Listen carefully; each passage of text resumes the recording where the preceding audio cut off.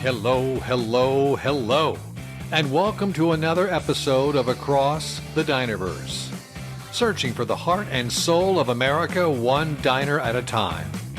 I'm John Murphy, writer and producer on the TV series Innovation Nation, which airs Saturday mornings on CBS. And now I travel across the country, talking to people over, breakfast burritos, meatloaf, chili cheese fries, about their lives, where they live, and how they feel about America. Everybody has a story based on their own life experiences, and if we just take a few minutes to simply listen, then our own lives can become richer because we either relate to what they're saying, maybe we're inspired by them, or feel compassion for what they're going through. And sometimes we might not agree with how they live their lives, but at least we know how they got there. Now, I want to give a couple of shout-outs to people who are following the podcast because they've written me. Hello to Violetta. Gosh, I hope I'm pronouncing that correctly. In England, Violetta, who writes through the Wisdom app. Hey, John, short note to let you know how much I'm loving your podcast. Only the first episode down, but so great. And what are the odds of running into Keith Moon's daughter? Yeah, that was our first episode, and it is up on the website. Wherever you get your podcasts, you can download and listen to it if you like. Violetta goes on, I love the concept too. Diners are so evocative, and I always make an effort to visit at least two when I go to the U.S. All right, I love it. William Provencher also writes on Twitter, this is an amazing project. I've only listened to 5 episodes, yet it's one of my top podcasts right now. I love the humanity of the conversations. It helps me reconcile with my view of society. He just did the full pitch of the show right there. That's exactly right. Thank you so much, William. And he goes on to say, I can't wait to listen to future episodes, and good luck with your 50 states goal. That's true. I do want to do at least one podcast from every single state in the U.S. Also from Twitter, Danny from Belgium. Wow, I love that. Danny writes, besides the premise of your show, which is great, learning about diner culture is a nice plus for a European. I had to Google biscuits and gravy. I love that. Thank you all so much for reaching out, and you can hit me up anytime at Murphy Producer on Twitter and simply Murphy Producer on Instagram, all one word. And of course, my goal is to do at least one podcast from a diner in all 50 states. And if you want to help financially with that goal, you can do so on my Patreon page at patreon.com/Dinerverse. So it's the start of 2023, and of course, all the statistics of what happened in 2022 are coming out. And I found one of the lists a little surprising. Top 10 most dangerous cities in America in 2022 based on police-reported crime statistics. I thought it was going to be Detroit, maybe Chicago. They'd be number 1. Dead wrong. Detroit's number 3, and Chicago's only number 6. Number 1, Memphis, Tennessee. Number 4, Lubbock, Texas. Number 10 is Stockton, California. With a population of only 320,000 people, an average household income of $75,000 per year, but they have a poverty rate of over 21% compared to the U.S. national average at 12.8%. I'm sure that's probably one of the factors why they have a higher crime rate. And then I came across this. Grand Junction, Colorado, with a population of only 65,000 people, has a crime rate of 51 per 1,000 residents, and one of the highest crime rates in any American-sized city or town, according to neighborhoodscout.com. All right, so if that's not credible enough for you, according to crimegrade.org, Grand Junction rates an overall crime grade of D+, and a violent crime rate of D. A crime occurs in Grand Junction every 3 hours and 13 minutes. So I decided to hop in my car and drive the 10 hours from Los Angeles, where I live, to Grand Junction, Colorado, and guess what? There's a diner there called the OUTLAW CAFE. Oh man, it's just so perfect. The OUTLAW CAFE. I stopped by, I walked in, I said, I'm John Murphy, I do a podcast called Across the Dinerverse, can I do it from here? And they immediately threw me out. They threw my ass right on out. I was totally bummed, but I was not deterred, and I soon found myself at Randy's Southside Diner on Highway 50 in Grand Junction, Colorado.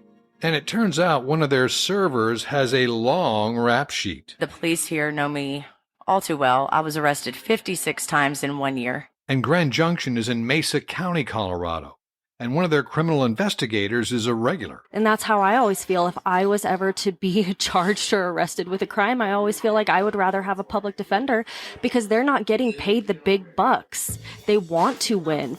And we'll chat with him in a couple of minutes. But first, let's dive into Randy's Southside Diner. Hello, what's your name? My name is Jessica Godby. Hi, Jessica. Hi. Where is Randy? Who is this mysterious Randy that owns these diners? Oh, Randy Emmons is a great guy. He's not here today because he just had his back surgery, so he is laying around taking care of that. How's his recovery coming? He's doing great. He's doing really well. I know what he's going through. I had back surgery myself. Okay, yeah. And it's a bit of a recovery, but hopefully he'll bounce back. I feel great. Oh, I'm sure he will. I'm sure he will. He's a go-getter. What's Randy's mission statement, if you will? What's his motto? He is simple food done right. Simple food done right. Yes, we do that, family environment. We treat everybody like family when they come in. We got a huge menu, as you can see. It's 6 pages. That is pretty significant for kind of a huge menu, yes. A smaller diner like this. Right. Is this the original location? It is, yes. We opened in 2006. 6-page menu. Mm-hmm. How does that work for kind of a smaller diner like this, maintaining all that amount of food that you have to have a 6-page menu and not wasting a lot of it? It takes good management. And that's what you do. That's what I do. And it takes a good boss that taught me what to do right. Here on the west slope of the Rocky Mountains in Grand Junction, Colorado, what do people like to eat? We're good comfort food folk. We like the country fried steaks. We like your homemade biscuits and gravy. We like, the meat and taters folks. The guys come in looking for that juicy steak and the good potatoes, and we're just it's simple food done right here. Do you serve steak here? We do. We do a sirloin here. Wow. Yeah. How much do you charge for a sirloin? Oh gosh, I think it's like $14.99. $14? $14? I live in Los Angeles. It's like $80 for a sirloin steak. What's it, horse meat? It's real good steak, is it? It's a sirloin steak. Okay. It's a sirloin steak. I mean, it's not like a Texas Roadhouse steak by any means, but it's a good breakfast steak, yes. Don't compare yourself to Texas Roadhouse. Come on now.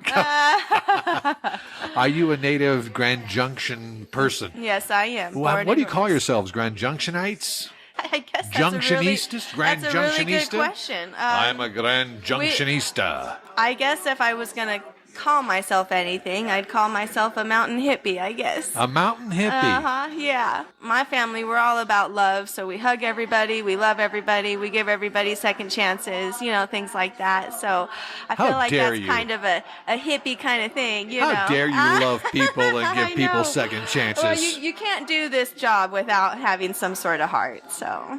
Well, it's good that you do have a heart, because I understand Grand Junction can be a kind of a tough town. It can be. But I would think all places are that way. What was it like growing up here? Oh, it's a beautiful place here. I love it here. We get a taste of all 4 seasons. I travel and I go see places, but this is home. I did some research because I want to do a podcast about increasing crime around the country. Oh, okay. And it's obviously crime is up in major cities, New York, Chicago, Detroit, San Francisco. Have you seen that in Grand Junction? Because in my research, it says that Grand Junction is, for a town this size, the crime is pretty high. Is that your belief and take? I don't feel like it is, no. But I do not follow the news. I feel like the news is very depressing, and I try to stay positive. So as far as what goes on in my town, I catch the drift from all of my locals. I work restaurant, and I'm here. This is my home away from home. Right. If I'm going to get news, I get it from my people who come in here. What do people in Randy's Diner say about the local crime wave? I don't hear a lot of talk about our crime. So that's why I think that we hear of the burglaries, and we hear of the shootings here and there, but they're not like. Has Randy's ever been robbed? Yes, it has. Were you here at the time? It's been broken into. No. All right, so no armed robbery. No. What did they steal? They try to steal money, but we don't keep money here, so they didn't have any luck, obviously. No canned hams were taken? No, nope, none of that was taken. Nope, they broke that window, in fact. As you can see, the crack is still there. This is a recent incident. Well, not so much recent, but for some reason, Randy just never fixed that window. There's a lot of things around here that, need a little TLC, and that would be one of them. But yeah, we don't keep cash here. The cash that we have is what we collect throughout the day. The other part, I guess, would be the food, but we keep that locked up. So it'd be pretty hard to bust into that freezer door. You'd have to be pretty serious. You'd have to have some pretty serious equipment. I'm thinking because, the investment in food purchase is significant. It is very significant. Our price of eggs is crazy. I was just looking the other day. We went from $64 a case to $110 a case. Wow. And for a place that does eggs, right. that's huge. How much of that do you pass on to the customer in the price of what they buy on the menu? That's up to Randy. Is he a local? Did he grow up here? He is a local, yes. Yeah, he's a Bronco fan, in fact. If you search him on Facebook, you'll find Bronco all over the place. He goes to all of the Bronco games. He's a Hall of Fame inducted fan for Broncos, so they treat him. Would they have that? They do have such a thing. A Hall of Fame fan. Uh-huh. And he's been inducted into the Broncos Hall of Fame. He has, yes. He's got a ring and everything. That's nuts. It is nuts, yes. It I'm is sure crazy. he loves that ring. He loves it, yes. And he loves to tell anybody about it, yes. I've never met Randy, but I appreciate Randy giving me the permission to come in here and do the podcast. Mm-hmm. Please tell him thank you very much for me. Yes, Go Broncos. Go Broncos. There's always next year. There will be next year, yes. And welcome to the Dinerverse. Thank you. Thank you. That was Jesse, one of the shift managers at Randy's. Now, when I was there, the place was kind of busy, and there was only one other server working with Jesse to serve and feed all the customers. Good morning. What is your name? Christy Joe. Christy Joe. Yes. Sounds like a Southern name. It's very Southern. Where are you from? Longview, Texas, originally. Right. Okay. Mm-hmm. How did you get to Grand Junction, Colorado? My ex-husband moved here for oil work, and we have 3 kids, so it just made sense that I would come out here too. Makes perfect sense if you got a family. And this was my dream state when I was a kid. My grandparents brought me here just outside of Pueblo to visit some family, and I fell in love with the whole state. It was just the most beautiful I'd ever seen. Tell me about Grand Junction, Colorado. What is this community like? People are just real down to earth here and real hard workers, and seems to me to be just a little bit slower pace in Colorado, because Colorado's a pretty progressive state, but Grand Junction's a little bit slower, I feel like, than other places in Colorado, like Denver. How do you like living here? I've got mixed feelings on that, because it started off rough for me, but... How rough? Oh, I grew up in a very different situation than a lot of people, and so I was into drugs at a very early age in life, and How did that get started? My parents ran with bikers, and so it was a different lifestyle. And your mother and father? Both, yes. And Hells Angels? Hells Angels, no. Mongols, yeah. Really? And it was very violent and lonely for me as being the only child. And so I decided at a very young age that my life was going to be different. And, I wasn't going to be in abusive relationships, and I wasn't going to allow these things that I had seen growing up in my life. However, that's exactly what my life became. This is what parents don't understand. They mirror everything to their children. Their children absorb the good, the bad, and the ugly, right. And they live that life because that's what they've learned. Right. And, well, it took 37 years for me, but being here in Grand Junction, there was a treatment program that was made available to me, and I took advantage of it. And there I learned how to love myself, which was the key thing that I was missing.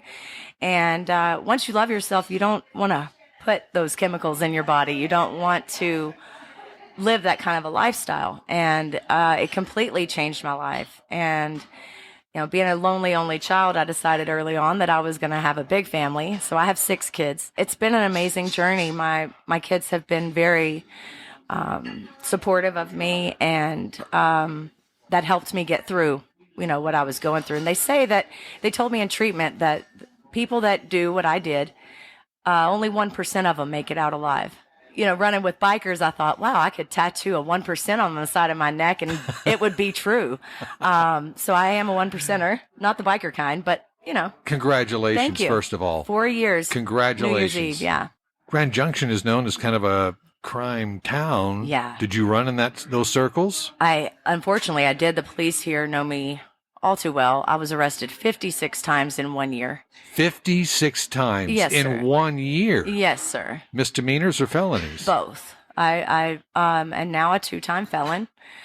Did you spend time in jail? I did spend time in jail, not prison, thank goodness, but I did spend time in jail, and that time in jail is when I decided that I need treatment. This is not the lifestyle I want. What were some of the criminal activities you were involved with? Because you were addicted to drugs, I'm sure you had to steal. I was not a thief, and so therefore I didn't make a very good criminal, So mine were things like resisting arrest.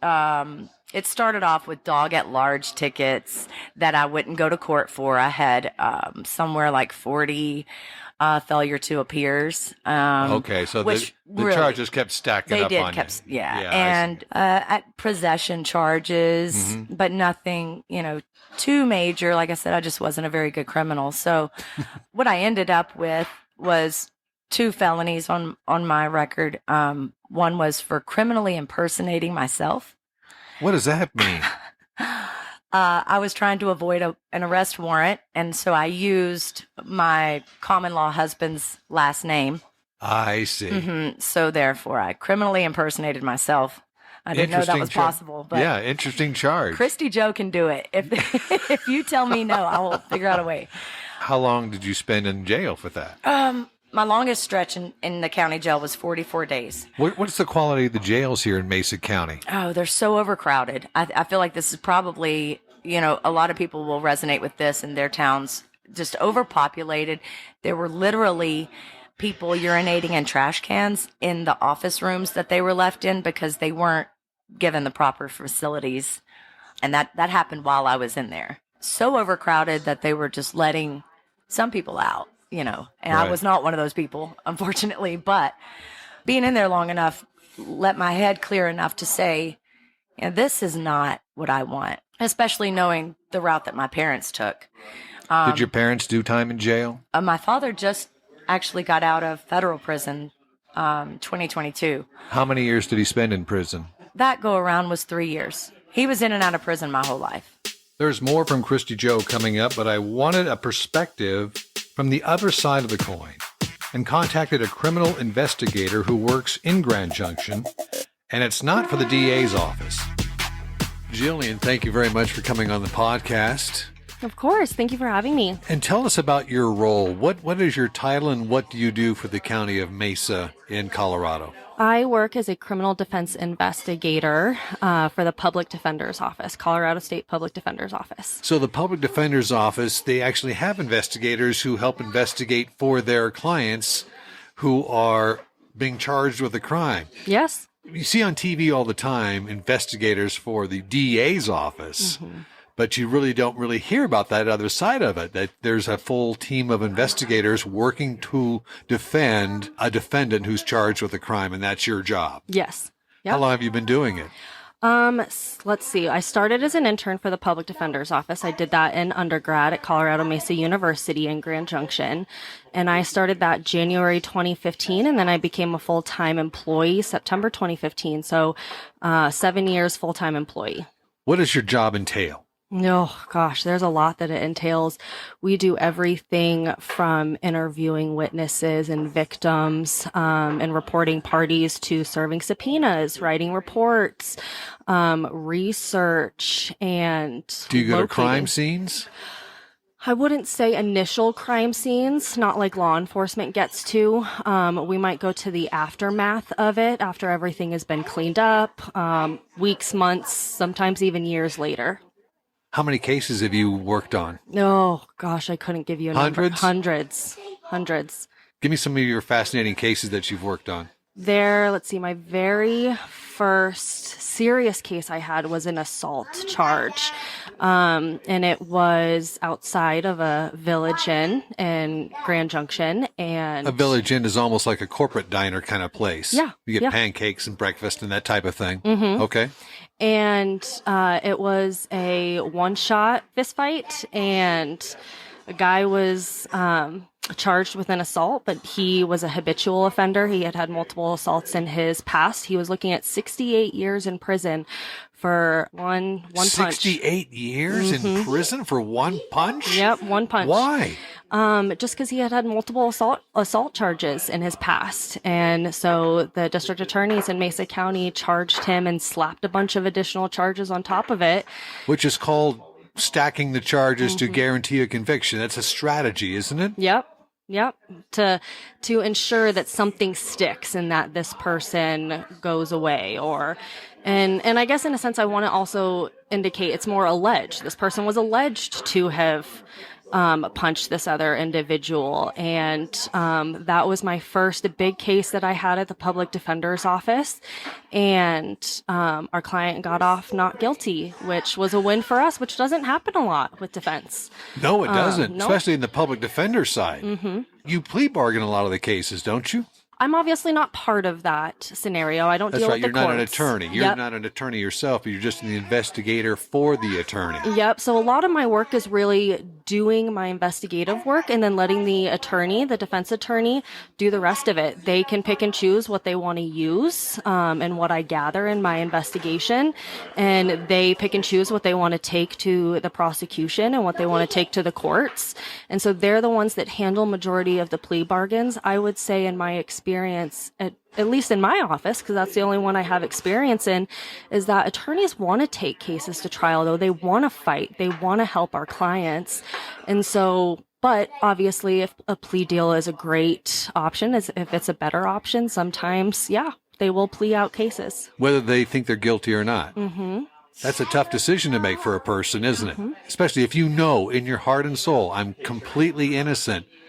But my chances of winning, because the evidence doesn't exist to exonerate me of the crime completely, I may do a huge stretch in prison if I lose. Yeah. And I always tell people there's three sides to every story. There's our client side, there's the prosecution story, and then there's the truth. And there's always stuff in the middle that we're always missing. We never get the full truth. But whether we believe our clients are guilty or not, they're still human beings. We still have a job to do. They have lives. They have backstories. And again, whether they're guilty or not, we still represent them to the full capacity. Grand Junction, Colorado seems to have a very high crime rate. Why is that? According to the statistics. Colorado's an expensive place to live, and the Western Slope, I wouldn't say is economically rich. Yes, and it's not a resort city. No, it's a very small, condensed area. We have a huge homeless population, a big mental health population as well in Grand Junction. We have some mental health institutions. Unfortunately, a lot of the cases and a lot of the clients that we pick up are veterans. We have a big VA hospital in Grand Junction as well. And a lot of that just contributes to mental health, unfortunately. And so a lot of people are fighting that, and there are a lot of people dealing with that. Now, as you might expect, Christy Joe has her own perspective on why there's homeless challenges in Grand Junction. I'll tell you a lot of what I know that definitely contributes to it is Denver, as well as Salt Lake City, give one-way tickets to the homeless to Grand Junction. So this is like a dumping ground It is, yes. for homeless people with maybe emotional, mental, and or criminal behavior. Yeah. And what happens to them once they get here? What kind of facilities are available? What's there to help them? Right. Well, that's the problem. And so there's a park downtown that the locals call Hobo Park. I don't know the real name of the park. You just know it as Hobo Park. I just know it as Hobo Park. And you can drive down there any time of day, and it is full of homeless people. And I have a friend that here in town who does amazing work with the homeless, and she feeds them. Every Sunday. She's down there feeding them. And there's a panhandling problem. There's signs all over saying not to give money to panhandlers, but the sign doesn't stop anybody. And have you ever been homeless given your past? Oh, yes. Oh, yes. So you have a heart for these people. I do.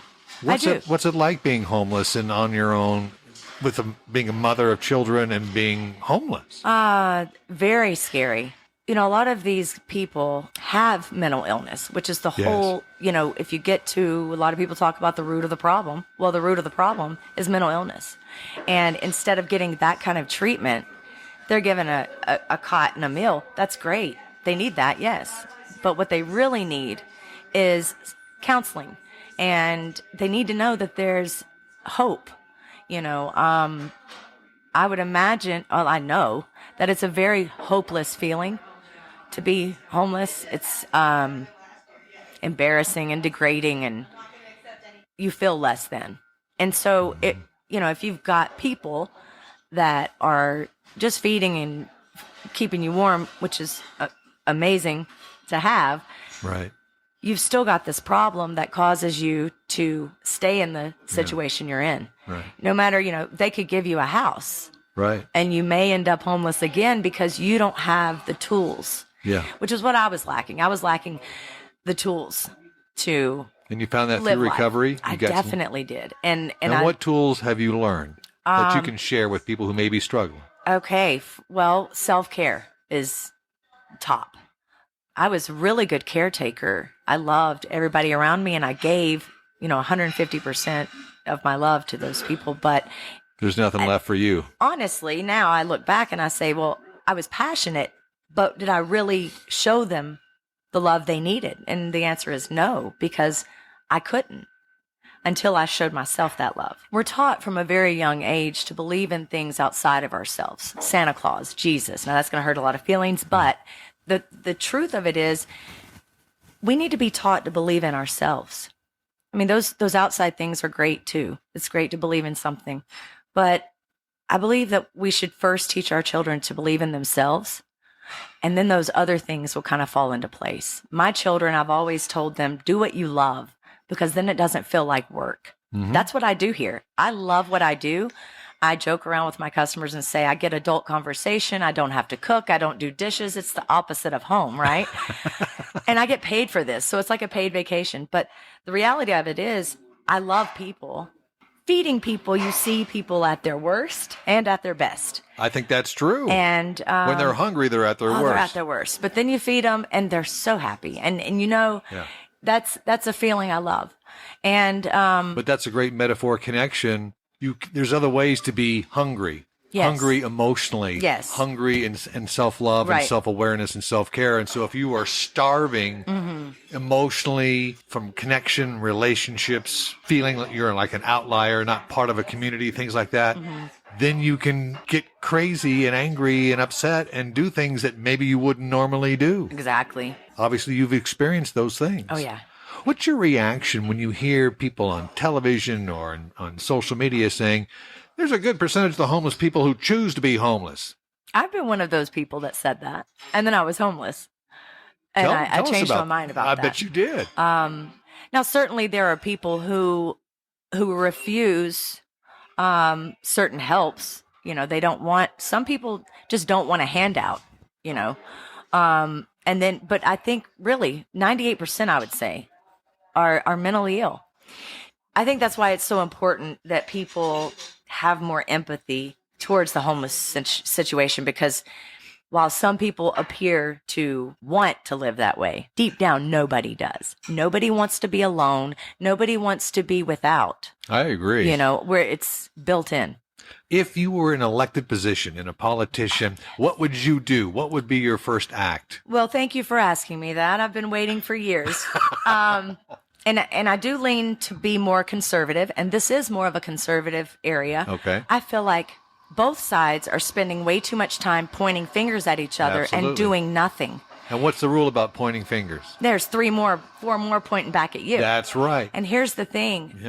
Learning what I've learned about people and how we project ourselves onto other people. That's what these guys are doing. Oh, you're da-da-da-da. But they're doing the same thing. Inside, yes. So if I were elected, I've been through this. I even put myself down on the last ballot as the next AG.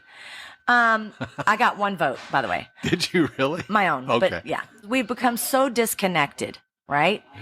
We have literally a world of knowledge in our hands. Yes. And we're stupid. Yes. That's the irony of And it. it almost feels like the more dollars a person makes, the less sense they have. Sometimes. So I think politicians should not make money in politics, but off of their career that they had before. I feel like any money that is made, there should be a cap.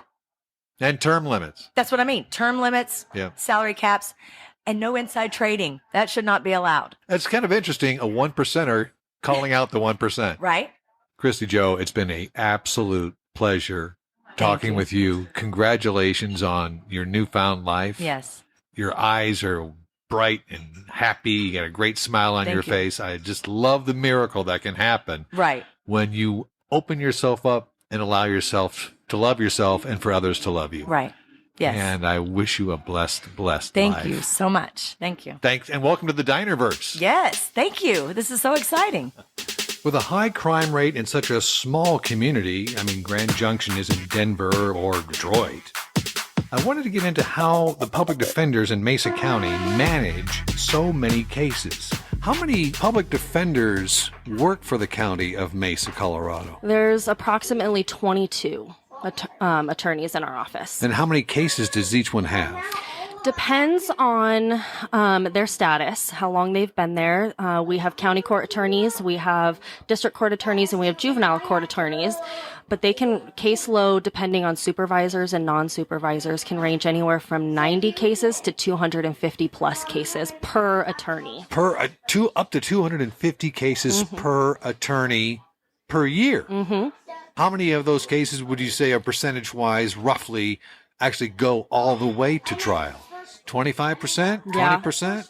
A quarter? I'd say probably 20 to 25%. And how many of them do you win?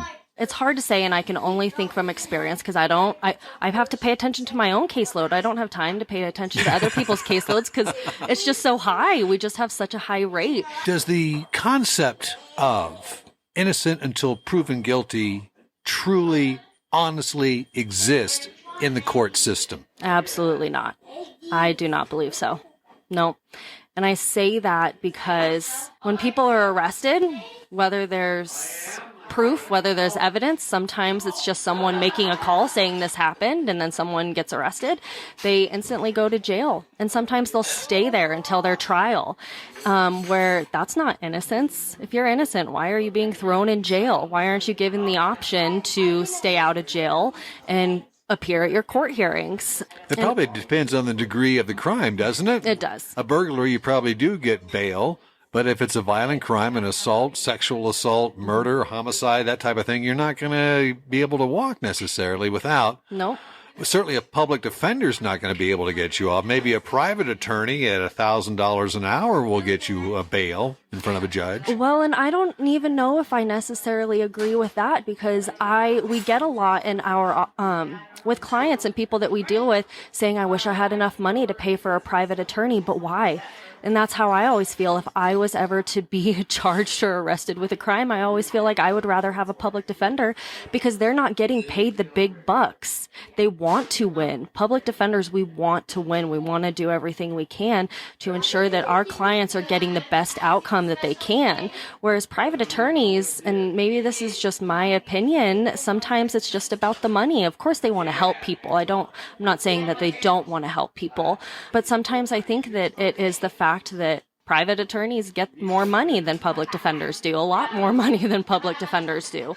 I really think public defenders are the unsung heroes of our criminal justice system because these are people who had to go to law school, just like the private attorneys. They had to pass the bar exam, just like regular wealthy private attorneys, but they've chosen the path to work for a state agency or a federal agency as a public defender working at the bare minimum rate. Like, what do you pay your attorneys in Mesa County?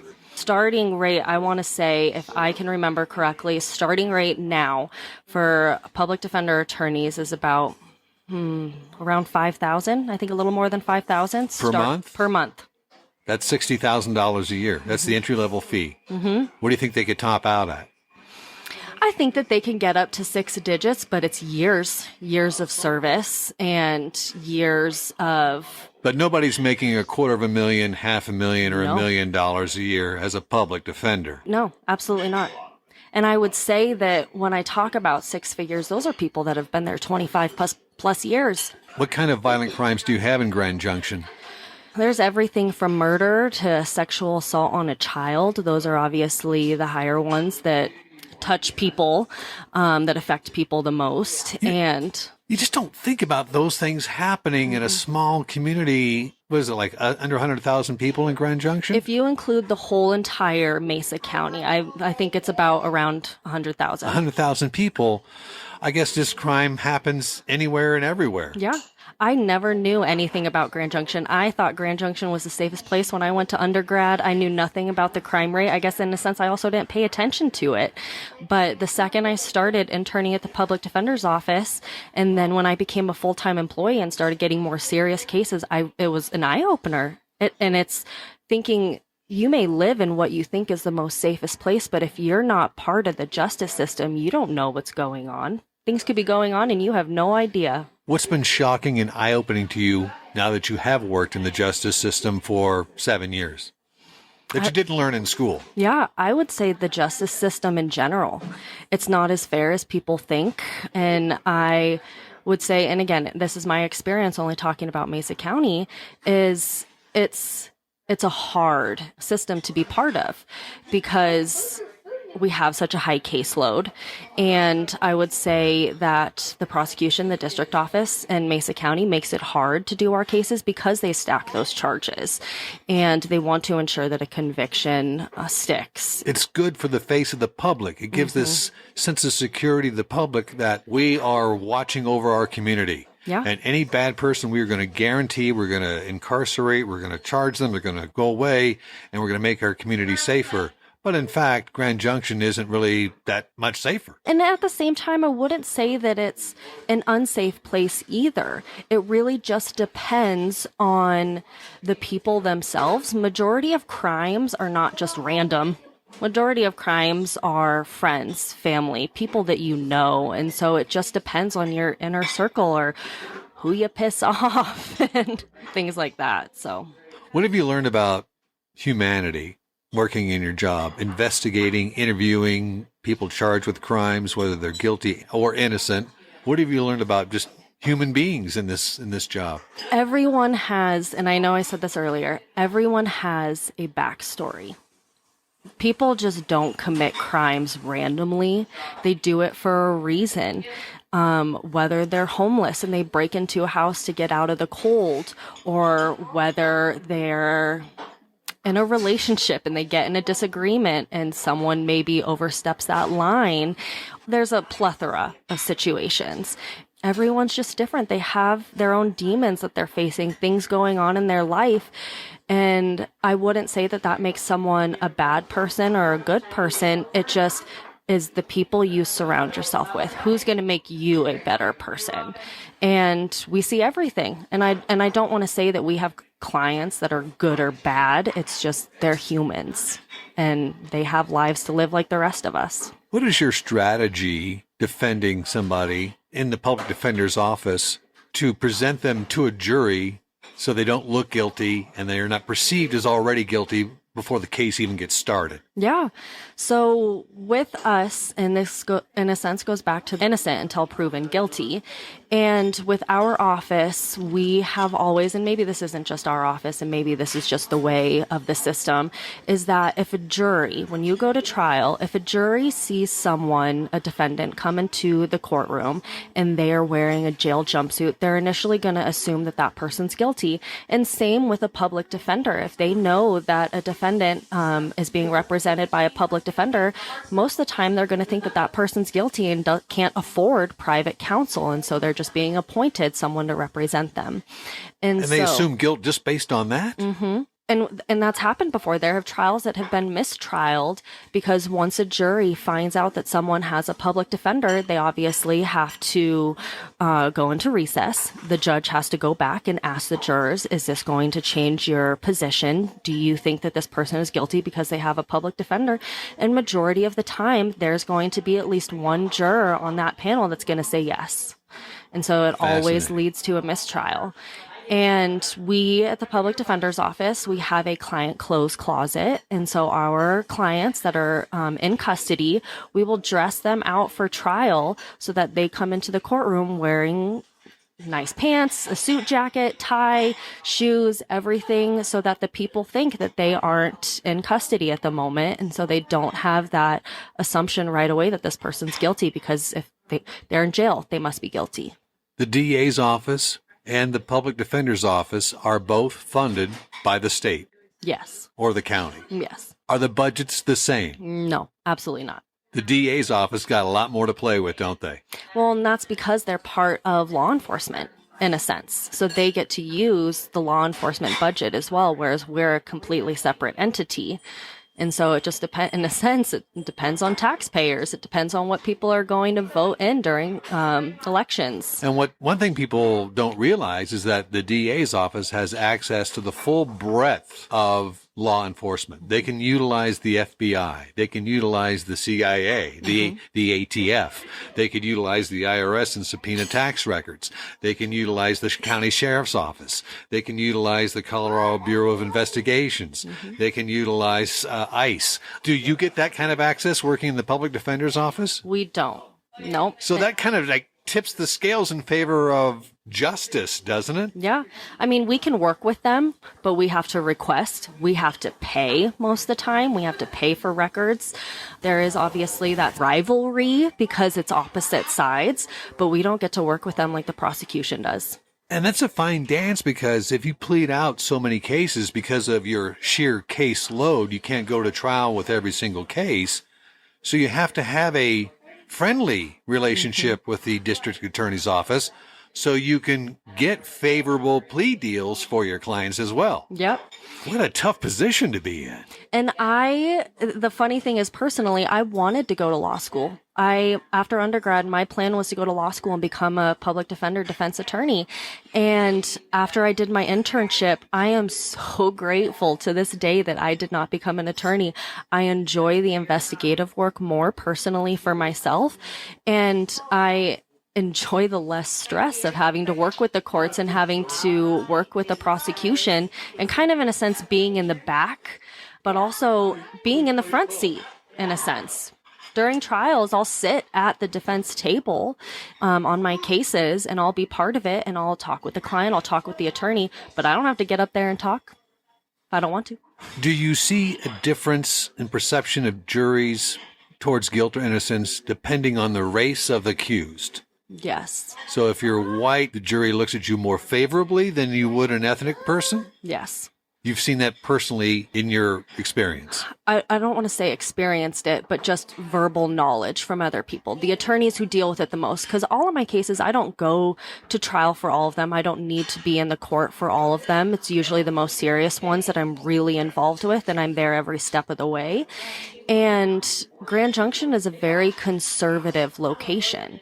And the public defenders get frustrated with is the fact of that there's this bias sometimes on if someone's black, if someone's Hispanic, where they come from, what they look like, tattoos, things like that. It affects perception. Perception is everything. Yeah. When you do interview those who are accused of a crime and your office is defending them, what percentage are really innocent and what percentage are actually guilty? That's a hard one. I wouldn't say I have a percentage because to me, they're alleged to have committed a crime. And so you go into every case assuming they're innocent to the best of your ability. Yep. No matter the type of charge that they have, no matter how heinous or how horrific the charge is, or the affidavit, or what is written in discovery in the police reports that we obtain, I look at them as if they're an innocent human. And what's it like being in a room with somebody who's accused of a heinous crime, such as child molestation, child abuse, physically, and or murder? I don't know if it affects me. And I think that's just part of my job, because to me, they're humans. And to me, they have a life to live and they have a story to tell. They have their side of the story to tell. And me, sometimes I want to sit back and I want to listen. And I try and get personal with my clients. I try to tell them about my life and tell them my story so that they open up and they know that they can trust me. And what stories do you tell them? I'm very curious. What stories does Jillian Ketchum, public defender investigator, tell somebody accused of murder to try and get them to open up? It really just depends on the client and the situation. This one time I went out drinking with my girlfriends, and we got kind of crazy. I wouldn't, yes, I don't, I am an open book. I really am. I talked about my bachelorette party that I had years ago. Wow. I will talk about my family, and a lot of people don't do that. They don't open up about their families because they get scared. They don't want to talk about their personal life. But to me, and I wouldn't say that it necessarily is something that comes out right away, but over time, once I build a rapport, once I build a relationship with this person and I know that I can trust them and they can trust me, that I want to be open with them because I want them to trust me. I had a homicide case years ago that I worked, and it was a motorcycle club. It was the president of the motorcycle club was arrested and charged with the murder of a president from another motorcycle club. And I built such a great relationship with this person. I met with him on a weekly basis. We went over discovery in his case. We talked about his case. And out of the two attorneys and I as the investigator on his case, he opened up and told me the whole story. From the very beginning, he told us one story that he stuck with. And then eventually he ended up changing his story. And he's like, hey, I left a couple things out. These are the other things that are different. And I went back and I told the attorneys, and they were grateful for the fact that he had finally opened up to me. Didn't matter who he opened up to on his defense team, he opened up to someone. And I also felt grateful that it was me, because I want people to trust me. I want my clients to know that I'm working for them. I don't care if they're guilty. I don't care if they're innocent. I will represent them to my full capacity. People seem to forget that.